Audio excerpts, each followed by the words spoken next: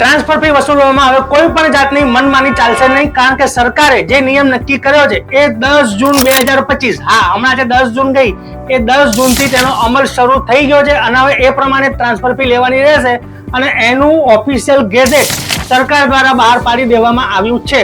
તો આ transfer fee કેટલી રહેશે એ તમને હું કહી દઉં. જે પણ નવું ઘર ટ્રાન્સફર થાય એનો જે દસ્તાવેજ થાય એ દસ્તાવેજ વેલ્યુની 0.5% અને 1 લાખ રૂપિયા, જે પણ ઓછું હોય તે 1 લાખથી વધારે રકમની ટ્રાન્સફર ફી લેવાની નથી. આ ઉપરાંત કોઈ પણ બ્લડ રિલેશનમાં કોઈ પણ અવેજ વગર ટ્રાન્સફર થયું હોય તો એમાં કોઈ જાતની ટ્રાન્સફર ફી લેવાની નથી. અને ત્રીજું, ડેવલપમેન્ટ ચાર્જ, ડોનેશન કે અન્ય કોઈ પણ હેડ હેઠળ વધારાની રકમ એટલે કે આ 0.5% અથવા તો 1 લાખ એમાંથી જે ઓછી હોય એ સિવાય તમારો કોઈ પણ વધારાની રકમ વધારાના હેડ હેઠળ, ઘણા લોકો ડેવલપમેન્ટ ચાર્જ ને એવા બધા કન્ટીજન્સી ફંડ ને એવા બધા હેડ હેઠળ વધારે પૈસા લેતા હોય છે સોસાયટી મેનેજમેન્ટ, તો એ પણ લેવાનું નથી. તો આનું બેકગ્રાઉન્ડ તમને કહી દઉં.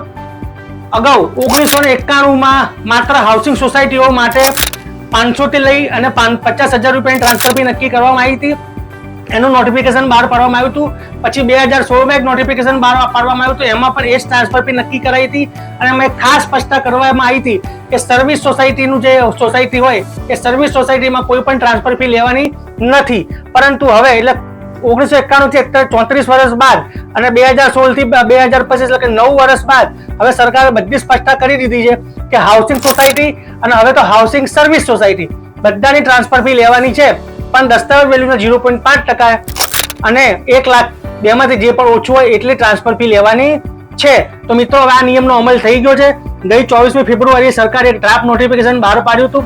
એ નોટિફિકેશનમાં કેટલાક વાંધા આવ્યા હતા, એ વાંધા રિઝોલ્વ કરી અને સરકારે આખરી જાહેરનામું આખરી ગેઝેટ બહાર પાડી અને ટ્રાન્સફર ફીની તમામ પ્રક્રિયા સ્ટ્રીમલાઇન કરી નાખી છે.